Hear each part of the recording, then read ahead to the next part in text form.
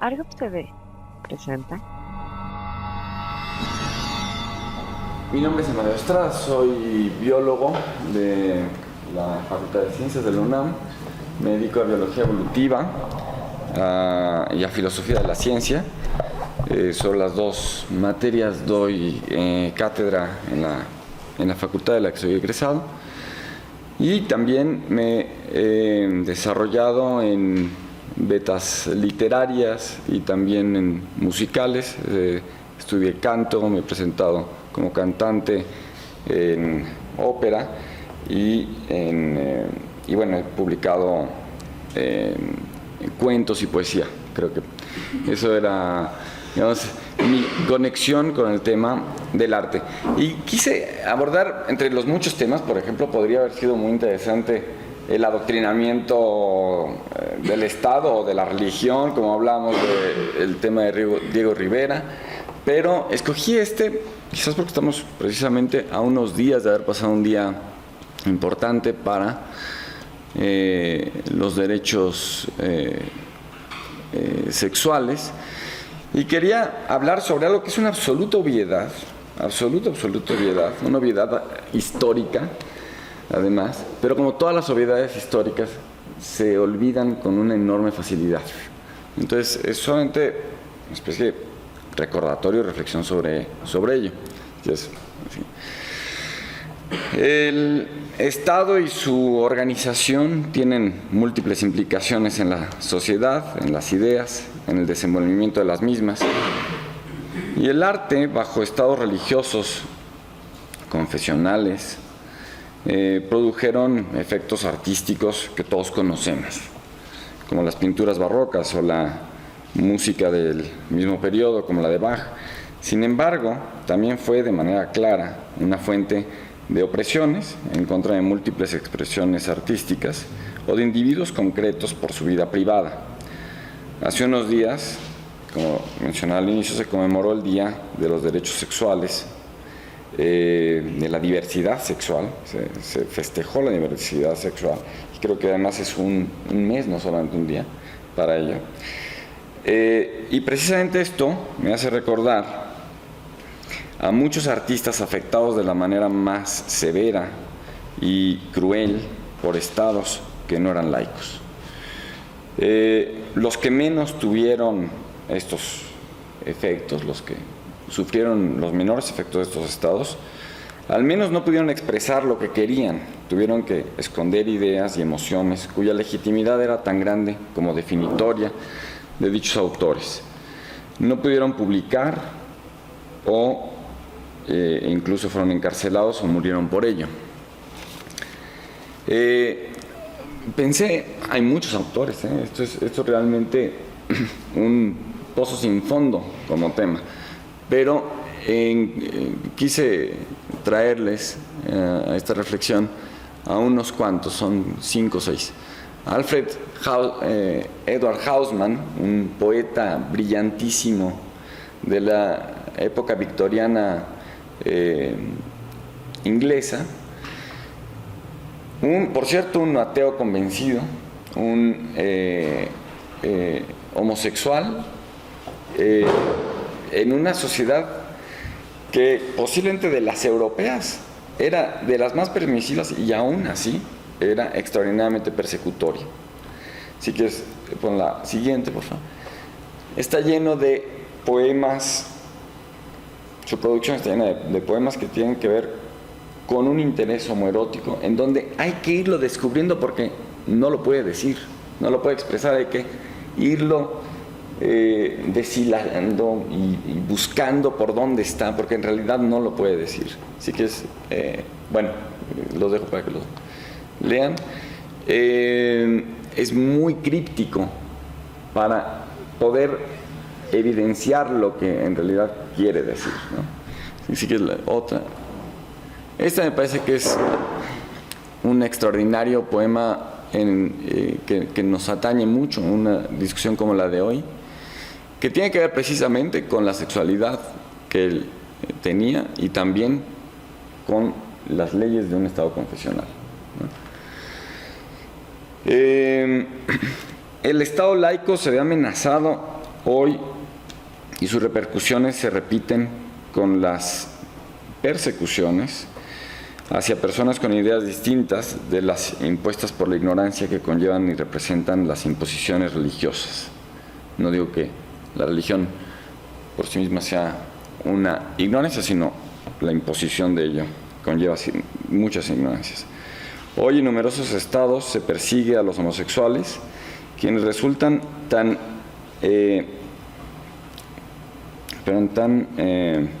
inadmisibles para los mismos sistemas como las ideas políticas más contrarias.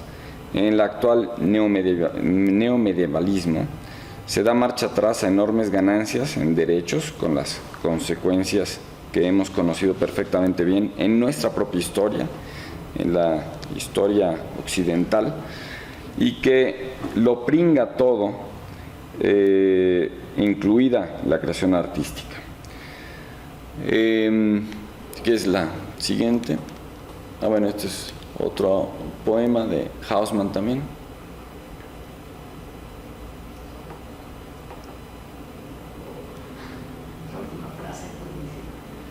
Sí. En donde tiene que hablar del color del pelo, porque el color del pelo no es el color del pelo, es en realidad la orientación sexual. Y tiene que hablar todo el tiempo con perífrasis y con formas en que en realidad no lo esté diciendo.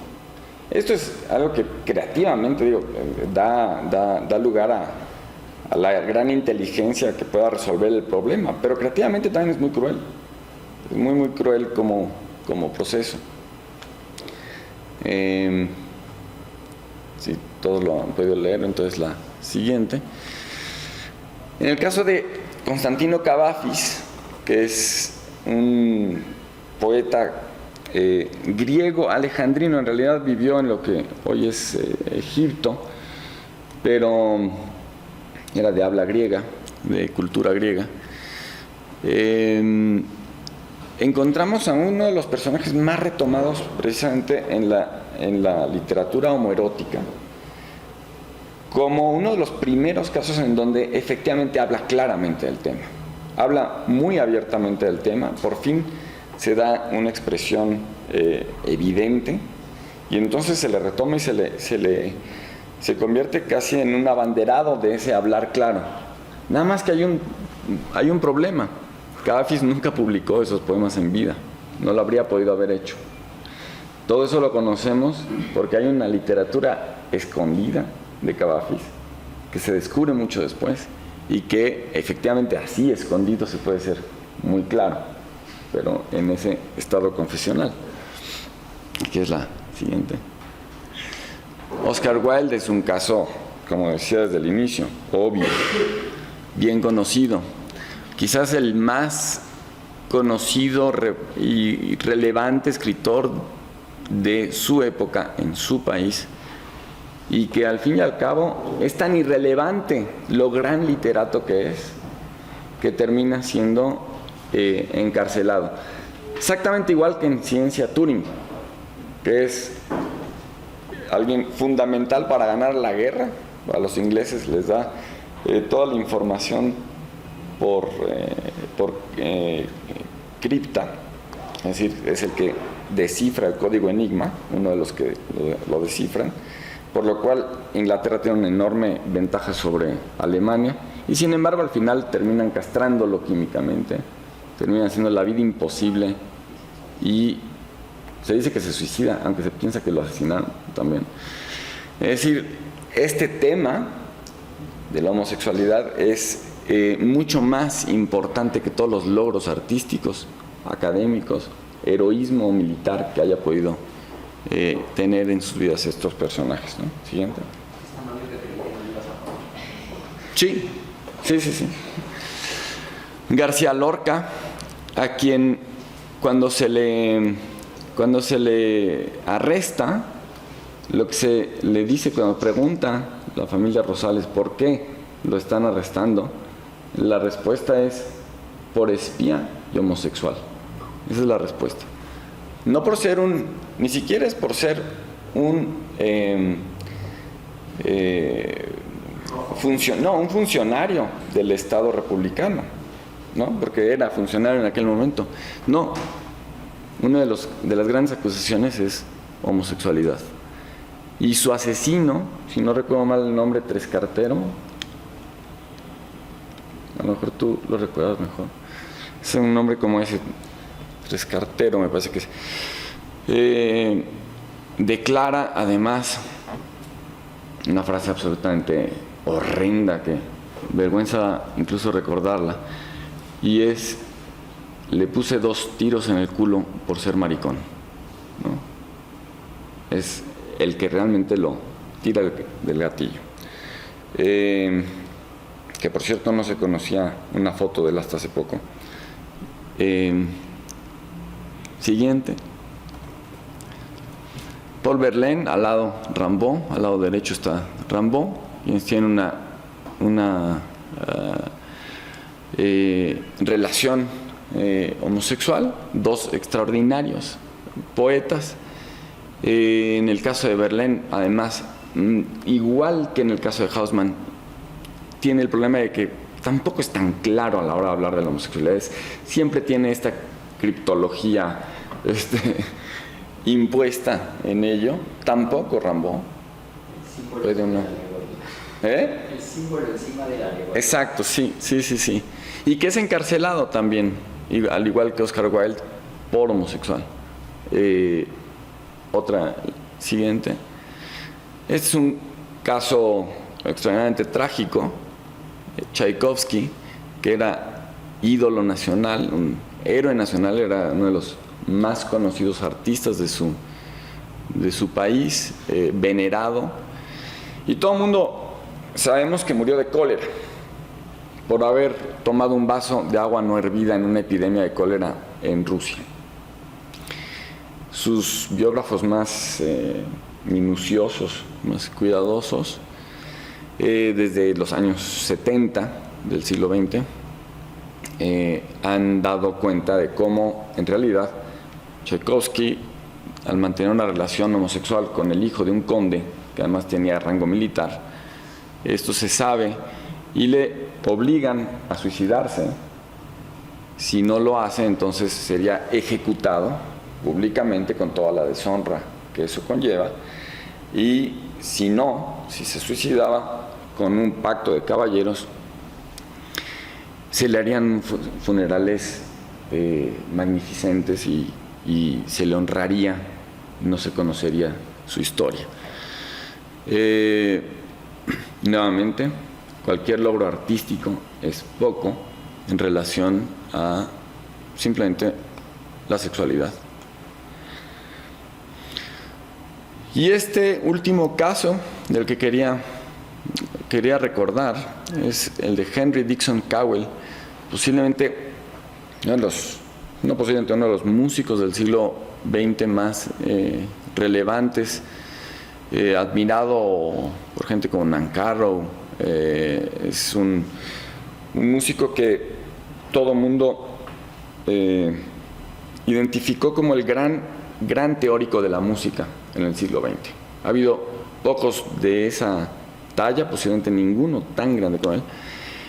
Un hombre que fue extraordinariamente innovador, que innovó en instrumentación, en armonía, en distintas vertientes de las disciplinas musicales, y que al igual terminó en la cárcel en San Quintín. Luego salió, pero bueno, terminó viviendo 4 o 5 años en la cárcel por ser homosexual, simplemente por ser homosexual. Por cierto, en el caso de Oscar Wilde, cabe mencionar que acaba de ser perdonado, lo cual añade sal a la herida. Acaba de ser perdonado en 2017 por un acta legal en Inglaterra, en el cual se perdonó del delito de homosexualidad. Se le decía homosexualismo como si fuera una corriente ideológica, a 50,000 personas, entre ellas a Oscar Wilde. Y bueno, creo que algo que debemos de tener claro y que también tiene que ver con la discusión que acaba de pasar antes de esta plática que les doy yo, es que el Estado laico parte de la noble confianza en los individuos, en la capacidad de los mismos para pensar, para juzgar, para tener reflexiones éticas, mientras que el Estado confesional parte de la desconfianza hacia los individuos. Es decir, por desconfianza a los individuos se tiene que imponer una ley indiscutible que no es una discusión. No puede estar puesta a discusión y precisamente no interviene en el momento, porque sabía que lo iba a decir ahora. Pero por eso no es lo mismo creer en una religión y en los valores morales de la religión que se convierten en ley, a reflexionar en la ley, porque la ley es una reflexión producida por individuos, puesta a discusión, además a duda, y de ahí emanan acuerdos sociales, pero lo que hace el Estado laico